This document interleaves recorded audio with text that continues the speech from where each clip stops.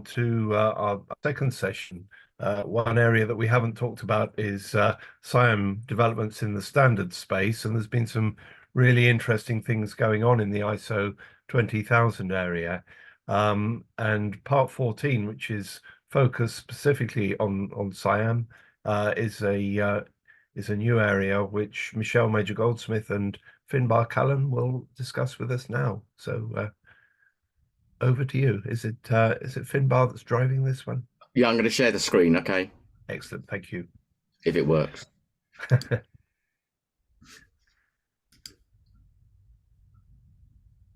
Yep, all good. Good. Okay, hopefully you can hear me all right. And I'll kick off. So thank you very much for the opportunity. I really do appreciate it. Finbarr and I are just two of the members of a team, and I'll talk a little bit more about how ISO teams form. We work together on the Part 14 project, and we'd had a history previously. So Finbarr was actually my teacher when I used to work in the UK. He taught me ISO 20000. I think it was the auditor's course or something, many years before. So we had met. We've been around the traps together a few times, which is really fun to sort of reconnect.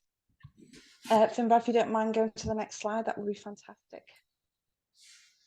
So this is a bit about our agenda, and as the other speakers have said, please feel free to ask questions as we go. I'll keep an eye on the chat there. I just want to make it clear at this stage that I do not profess to be a standards expert. Finbarr, on the other hand, though, has the full credentials, and I'm sure he can tell you a little bit about that. But what we want to take you through today is really to talk a little bit about Part 14. Some of you may have heard about it, others may not. And a little bit about the document itself. What does it look like? What's inside there? And then, much as Claire and Steph have done, we want to talk a little bit about how you might get involved. I certainly wasn't aware of how to get into standards.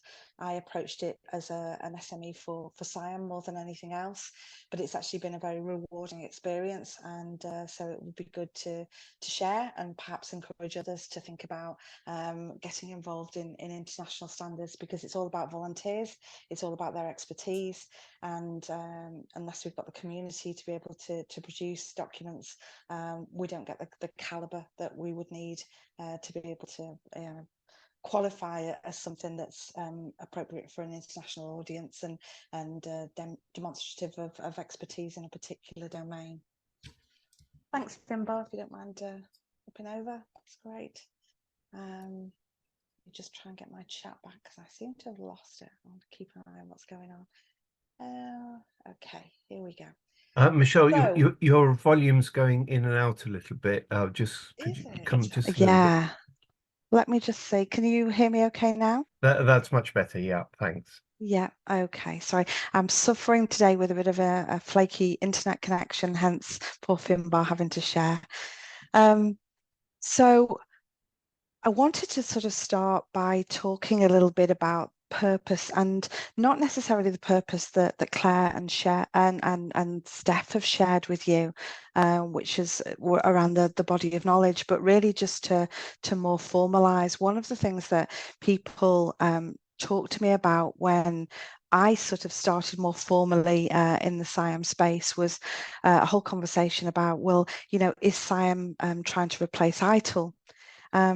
You'll see from the history that Claire shared with us that while SIAM wasn't new, it's been knocking around since the early 2000s. It certainly hadn't been formally codified. And myself and some colleagues got together, and under the guise of Axelos at the time, we put together a white paper which really talked in more detail about the relationship between ITIL as a service management framework and SIAM. And we wanted really to look at the question of, is it replacement of ITIL? Because one of the things we were very clear about is it's not intended as a replacement in any way. Claire already talked about coexistence of different frameworks and practices, and that's most certainly the case. But this for me was a statement that sort of stood the test of time somewhat. Where we mentioned that SIAM was an evolution really of our understanding of how to correctly apply a framework for integrated service management like ITIL, which isn't bigger or better, but the key part of it was the functional structure. The functional structure of the service integrator, which really gives rise to creating a capability to manage in these sort of complex multi-provider environments. So some of the bullets at the bottom, you can read those, but it's about clarity on roles. It's about definition of boundaries. It's about creating mechanisms to deal with the challenge of multiple service providers. And the focus really is on a cultural shift. So the integrator's responsibility is around driving collaboration and improvement. Thanks, Finbarr. Next one. Oh, yeah, beautiful. Thank you. So this really is just to say that if you're not aware, recently, back end of last year, part 14 for ISO 20000 for SIAM was created. Many of you have probably seen that some of the parts of ISO, and we'll go into that in a bit more detail. But this is not dissimilar to, I think from memory, Finbarr, it's part 11 for ITIL. As a good example. So parts of the guidance are spun up all the time to make sure that we can relate it back to the best standards, the best practices and standards and frameworks that are being utilised within the industry. Thanks, Finbarr. This Meet the Team picture was taken last year. We had a very fortunate opportunity to get together in the UK for a standards meeting. And this is the core editor group. Now, I was the designated editor for the document, but as I say, I'm not an expert in standards at all, so I couldn't have done it without my colleagues. Finbarr, of course, being somebody who's been involved in standards for a long time with a very extensive experience, and Peter Mackenzie, who's from Australia, who sort of had a dual role because he's both a SIAM expert and also an expert in the standards as well. And the dynamics of the team stuff is actually quite interesting because one of the things I didn't realise around standards was the level of complexity that goes into the formulation of these documents, the amount of collaboration and communication across the globe that's required, the stringency of the processing activities that happen. So for me, it was a huge learning curve, and it was a challenge. But as I mentioned before, a challenge that I would encourage everybody to think about getting involved with, because it was a huge eye opener for me in terms of the level of sort of detail and focus that goes into these documents. So yeah, as the editor. I was advised that I was ultimately accountable for the outcomes of that document, but the role of committees is absolutely imperative in this. So the level of collaboration that goes on within the formulation of these documents is really super considerable. Thanks, Finbarr. okay, I think I'm up now, aren't I? Yeah, based on the previous slide, we're very lucky to have Peter work with us. As Michelle just said, he's the editor of part 3, which has a strong correlation to part 14. So for those of you who don't know, ISO 20000 is the international standard for service management, and it consists of lots of different parts. And the next slide, we'll talk about those next couple of slides, talk about those in a little bit more detail. But right off the top, it's worth noting that part 14 in ISO speak is called a technical specification. And in effect, what this means, I mean, you can read the blurb on the screen there, but very, very simply what it means is we have an idea. We think this would be a useful document for the user community, but we're not sure about how much interest or buy-in it will get. So let's run it up the flagpole and see who salutes it. So this is why a technical specification means it's under development. A TS, as it's called, only has a lifespan of 3 years. And then either it moves to an international standard or it's killed. and no further work takes place on it. This is an ISO rule. It's to stop the curation of documents which just go on and on and on for the sake of them going on and on and on. So I think that's probably quite a good one. So this came out, Part 14 came out last year, so it's got a 3-year lifespan. At the end of that, the committee which manages it will look at it along with the editorial committee and decide, do we take it further, or that's it, end of story. So it's one of many. As you can see, the parts there, 2, 3, 5, 6, 9, people very often ask, hang on a minute, your numbering sequence seems a wee bit odd, because you go 1, 2, 3, 5, 6, 10. What happened to all the others? It's because over the course of time, people say, oh, we should have a part of the series which looks at something. So, for example, we wanted to do guidance around COBIT, which I think was going to be part 12. It didn't actually happen. Under ISO rules, once a number is assigned to a potential work item, as it's called, that's it. If it then turns out that nothing is ever created, you can't go back and use that number again. So that's why the gaps appear in it. The important thing to note is that part 1 is the requirement standard, and it uses the verb shall, so it's mandatory. The other thing to note about all of these, and it's on the next slide as well, is that language in ISO, the ISO world, is very, very important. So part 1 uses the word shall. The whole point of part 1 is to give organizations an idea of what they should do around service management, not how they should do it. So it's very short on detail. An example, and I paraphrase, senior management shall have an overall plan. That's all it says. It doesn't say what goes into the plan or how you create a plan. All it says is you ought to have a plan and you ought to keep it up to date. I should say that me using that word ought is not allowed, because in ISO, you are only allowed to use certain words. In part 1, a requirement standard like ISO 9001 and 27001, you cannot use words like shall, or sorry, should, may, or can. You can use them in the guidance elements. So all the other elements there, 2, 3, 5, etc., are in support of the requirements in part 1. It's to give more explanation to what you're needed to do. As Michelle said, everyone involved in this work is a volunteer. They give their time freely, whether it be in person or online, doing drafting, reviewing. Consensus is what you have to achieve. So every document that's produced, it goes through a number of stages of drafting and reviewing at a national and international level. And only when there is consensus does it move forwards. If there is no consensus, then at some point people might say, well, if we can't agree on this, what's the point of creating the document? Which goes back to my earlier point. I think that's back to you, Michelle. It is. Yes. So this really is talking a little bit about the timeline.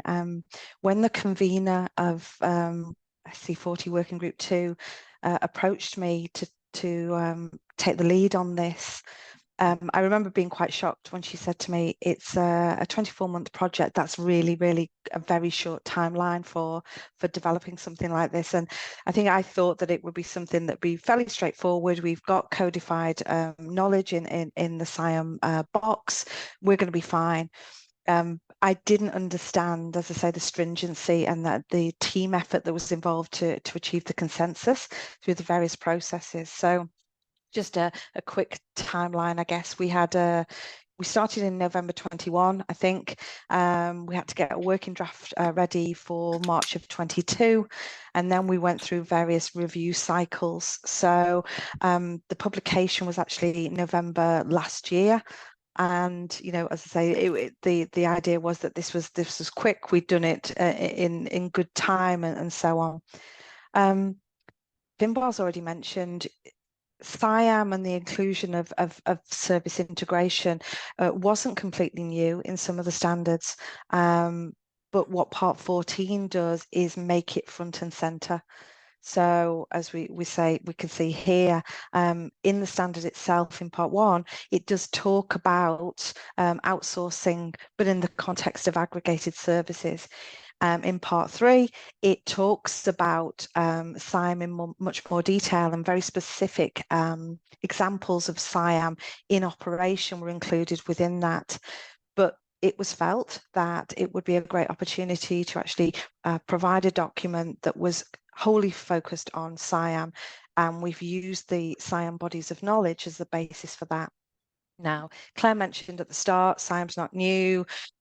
We didn't invent it, and there are lots of really fantastic publications available that talk in more detail about SIAM, and they of course are absolutely worth reading. And in fact, Peter, who was part of our editing team, has one such book.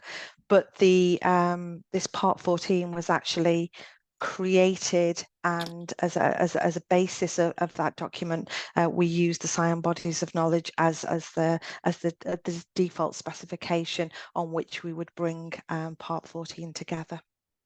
Thanks, Finbarr. So yeah, a little bit about the intent. As I said, part 3 and part 14 complement each other.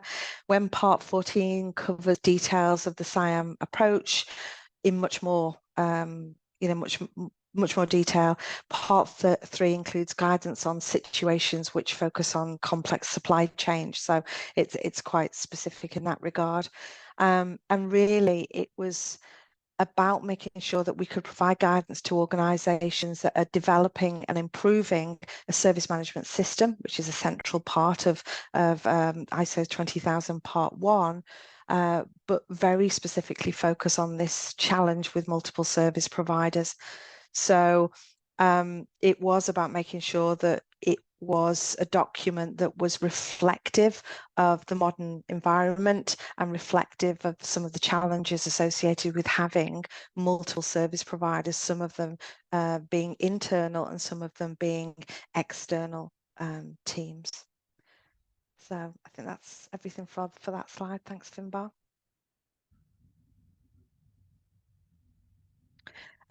Again, you can read this for yourself, but we just wanted to include some examples of the kind of detail that's in there. So in this section 6.1, you can see a little bit more about what I was explaining.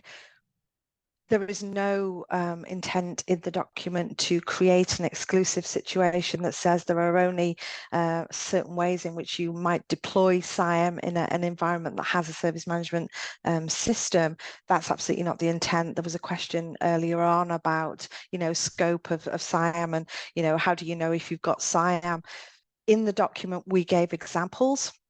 And not specifically just about, what have you got SIAM, but examples associated with having SIAM in different contexts in association with an SMS. So the first one was implementing SIAM where you already had an SMS. The second one was establishing an SMS when you already had SIAM.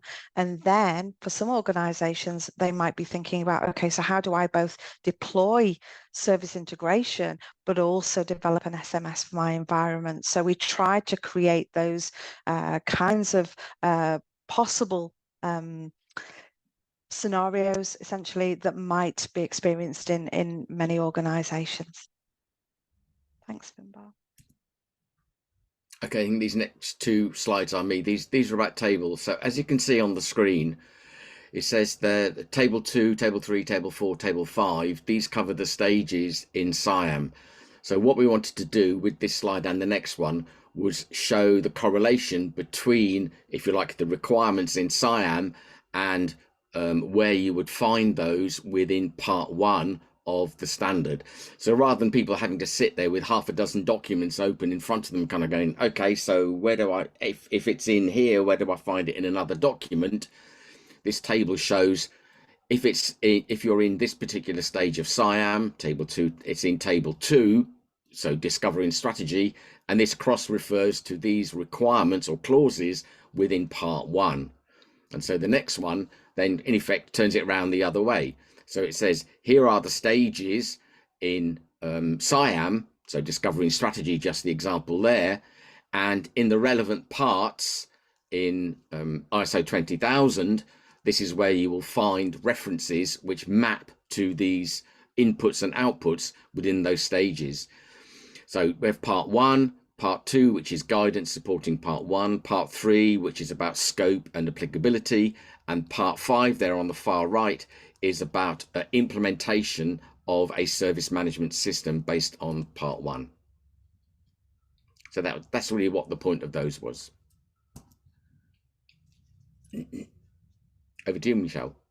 Thanks, Lloyd. And yeah, just something around challenges. So I mentioned Finbarr is, I don't want to say an old hat, but an old hat at standards. It was all very new to me, and getting to understand specific ways of working was quite interesting. One of those was the use of language. So in SIAM, one of the things that we typically focus on, we use a little sort of synonym which is MAGIC: manage, assure, govern, integrate, and coordinate. The term governance ended up being a real sticking point for many people when we were developing it, and it was because the term governance means lots of different things in different contexts, but specifically within standards, it had some very, very specific meanings. So we went really through the ringer a few times in terms of trying to define what governance was and what it meant in the context of the standard, and make sure that it didn't contravene the way that it had been reflected in other places. So it's little things like that that I didn't necessarily realize would be something that would be a challenge that we had to focus on, but it's for the betterment of the document, and having the conversations and making sure we can create the alignment across the standards absolutely makes good sense. Another one of the challenges. Sorry, can I? Yeah, it's worth saying that for those who don't know, 38500 comes from another committee within ISO with whom we work very closely. And 38500 is the standard which talks about the governance of IT. So as we're in effect a brother or sister committee to the one that looks after 38500, they were very interested in how we use the term governance within part 1 and also within part 14. And basically, anytime the word governance comes up in the work that our committee does, we have to check with them that it's going to be all right. And there is actually also another separate committee within ISO, International Standards, covering the governance of organizations. So as Michelle said, it's governance pays your money, takes your choice in terms of definition sometimes. Thanks, Finbarr.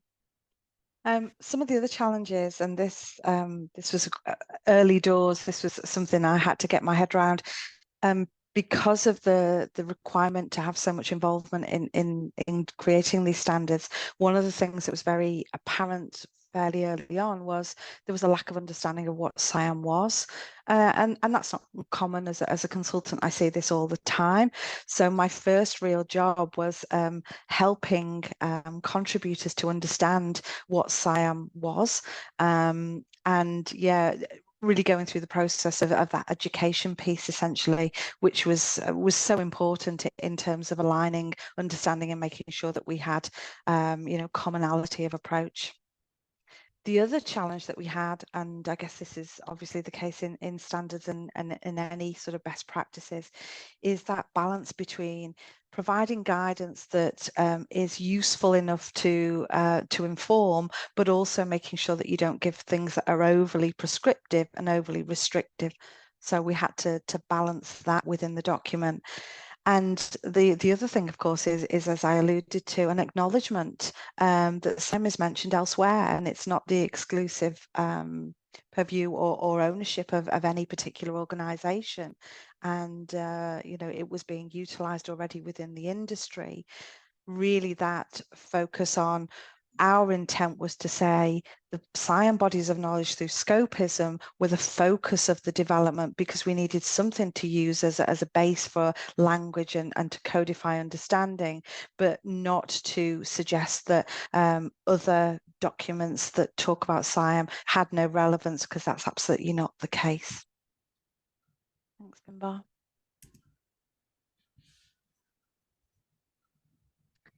So yeah, from a launch point of view, I said this is something that was launched late last year, and Finbarr's already mentioned that, you know, it's in essence has a lifespan. It needs to be relevant. It needs to be seen as being useful. So part of our journey will be going through a process, essentially to validate that, and hopefully take it on the journey to be recognised as a fully fledged international standard.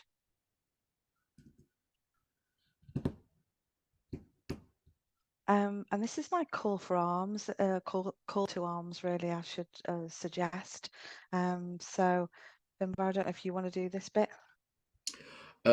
Yes, so part 14 comes within the area of responsibility of a committee called Working Group 2, which sits underneath another committee, which sits underneath another committee. There are lots of layers and hierarchies in ISO. There is work done at national level and international level.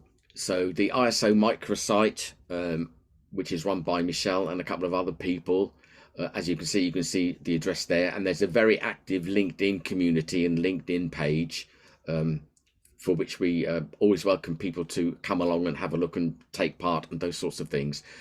If you're interested in getting involved, then your first step, if you're in the UK, would be to get in touch with BSI, the British Standards Institution, and the committee there, which is the current chair of the committee looking after 20,000 is Linda Cooper, and there's her email address there, so you can get in touch with her.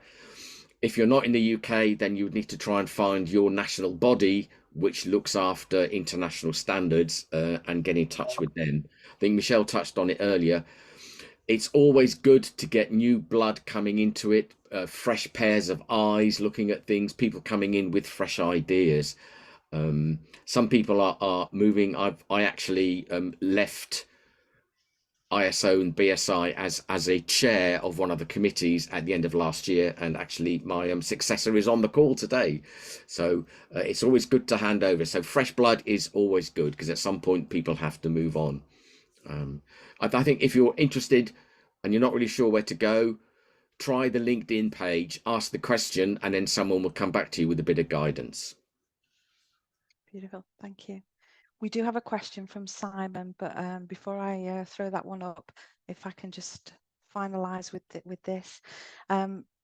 Steph's already mentioned this, but you know, I cannot say it strongly enough that there is an amazing community out there run through Scopism, and Steph is the community manager. So there's the link.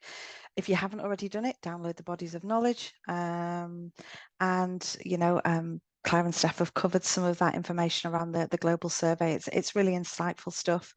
I've done a bit of a plug down at the bottom there. If you want to know a little bit more about the various flavours of SIAM, there's some white papers that I've been involved in, which talks about different operating models for SIAM, obligations of the customer organisation within the SIAM environment, and something called the SIAM archetypes, which is really interesting if you are at a point where you're thinking about SIAM as journey, but it looks too scary and difficult and you don't know where to start. So that essentially is sort of breaking down SIAM and looking at various drivers and saying, okay, so if governance is a focus for your organisation, maybe start here. If you're more concerned with operational delivery, maybe start here. So it's really good way to approach SIAM in a bite-sized fashion if you're sort of at the start of the journey. So yeah, a call to arms is please get involved, whether that's within the community or whether that's directly with standards. You won't regret it. Finbarr has certainly had a long and prolific career as a volunteer with his other jobs as well, working in that industry, and I've pretty much started my journey, but it's been very much a worthwhile one.